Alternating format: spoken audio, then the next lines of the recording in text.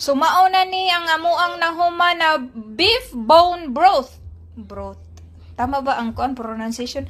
Ayan ang kuan, mauni ang beef collagen gipangita na to para sa tong naong naara dire. Para sa atong skin naara dire, para sa tong bone naara dire.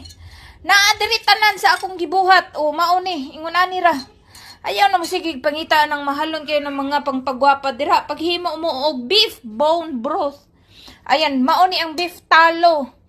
Along with it, na ang mga masustansya ni. Kay buto-buto baya siya, no?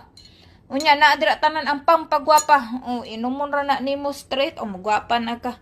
Tagurha ka kutsara sa usa ka adlaw. Tanaw na tog usa ka buwan. Ug di ba jud ka magwapa og maayong mauni tanan. Pero gibuhat gini na mo para madami madali-dali nga sabaw ug kanang tugnaw nya magkasakit o magkoughing nya na kay cold. So you just make this one. So init pa siya bago pa man. Ayan. Pag yunani mo, pagkugi ay masyo pamalit og mahalon. So mauna ni siya mga igsoon ang buto-buto. Di ba?